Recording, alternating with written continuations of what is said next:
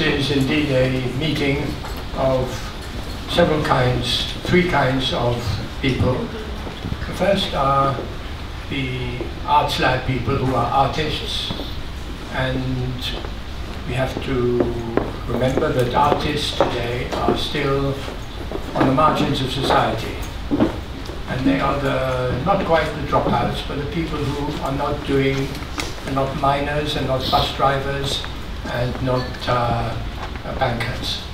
And we will discuss what that means. The second element is the people of the City of London, which is of course the capital of the world, because it is much more powerful than the United Nations, which can only pass resolutions, whereas the City of London pays for everything and is responsible for the extraordinary mess we're in, and therefore possibly has the capacity to get us out of it. And it is therefore something which I'm keen to develop is the possibility of bringing artists and the people who work and live in the City of London together to see what new things might come out of it. And that is what the third element in this meeting is. The Oxford Muse, which is a foundation, a charity, which tries to do what other people don't do. We don't compete with anybody, and if we find that something is not done, this is what interests us. So let me tell you what interests me. First of all, the fact that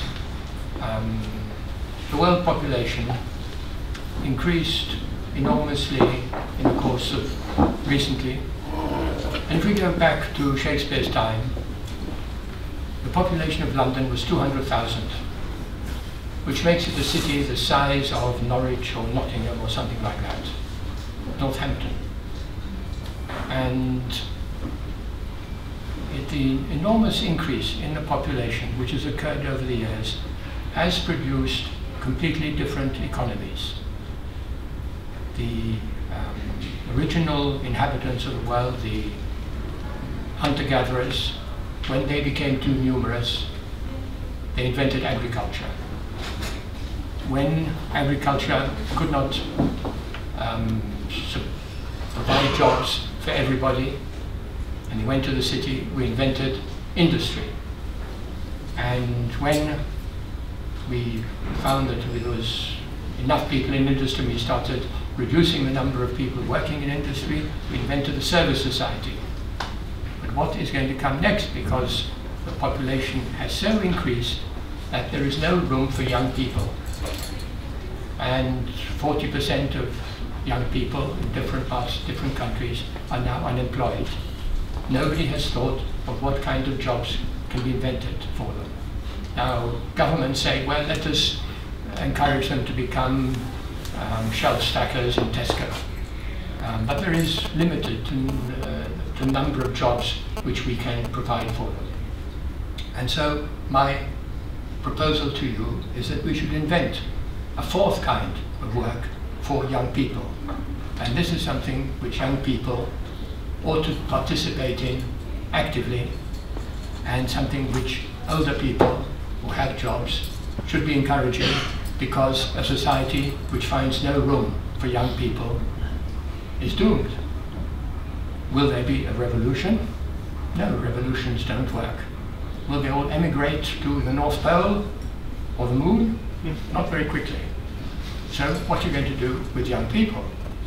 And in certain countries, you know, it really is very serious. Just before it's interesting that when I was talking revolutions, just before, say, the French Revolution, the government was bankrupt. Our governments are all bankrupt. All governments are now bankrupt, except a few. So what follows when nations go bankrupt? Who's going to take over? Secondly, I want to draw your attention to another kind of crisis. Half the world has now moved into the cities. And we have the theory of a green revolution and a green idea that we're going to stop polluting the world. But what we have not thought about is what we're going to do with the deserted countryside, with these vast plains which contain nothing but farmland worked by tractors with no human beings, because previously many people worked on the land, and now in most countries it's just 2 or 3%. So are we going to recolonize the land? Are we going to rethink what rural civilization should be? We can reinvent rural civilization.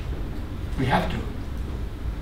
And that means not simply talking about carbon credits and that kind of thing, but seeing how the relationship with nature can be restarted. And next we have another great problem, which is that we thought that if we educated everybody, they would become intelligent, rational, beautiful people. And instead they have done other things. And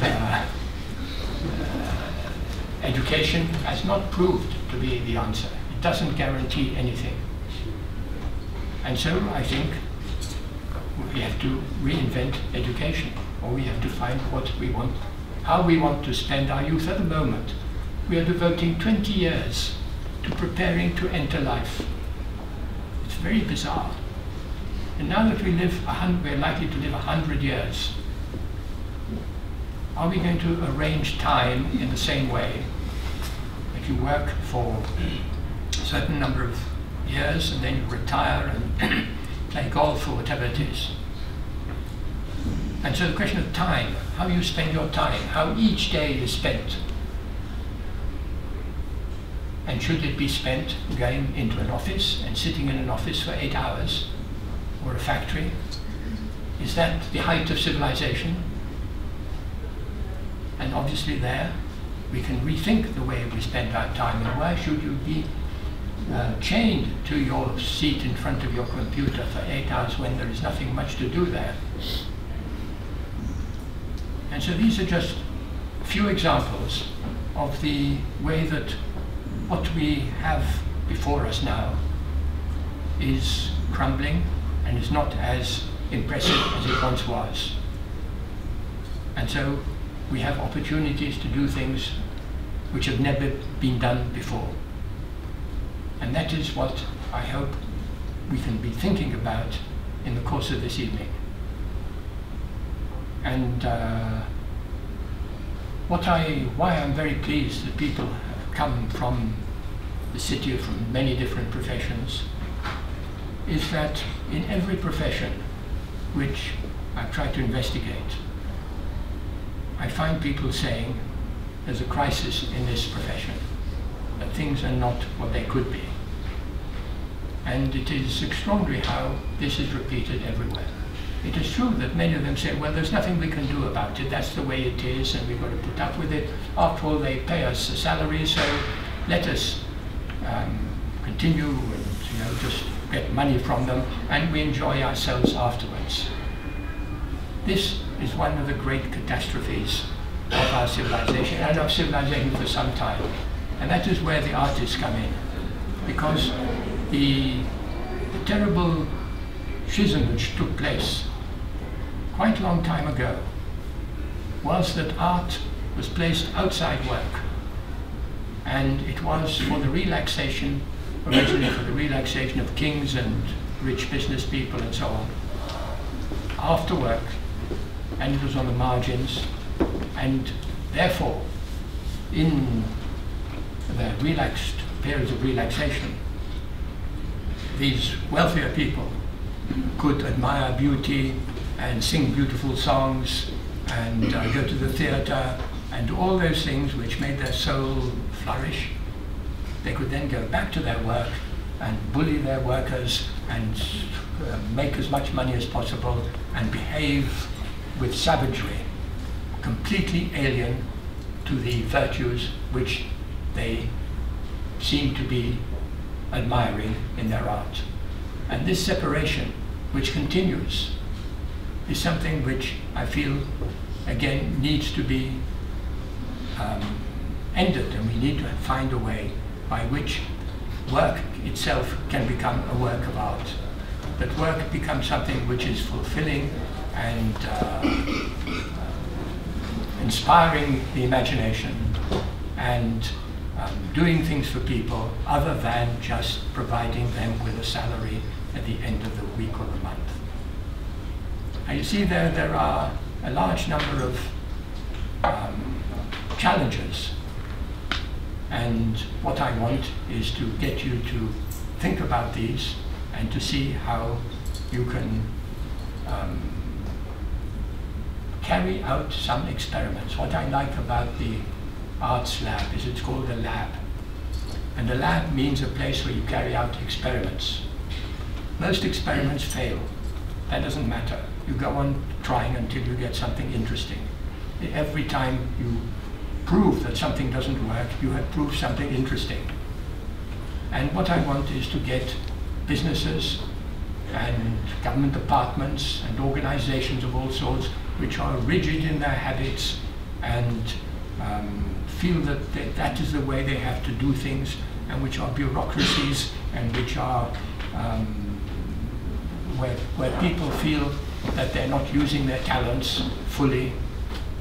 I want those organizations to say, okay, we've got to make our profits, we've got to serve the public, we've got to do all that, and we can't stop doing that. But we can, on the margins of our work, carry out some experiments to see what else is possible.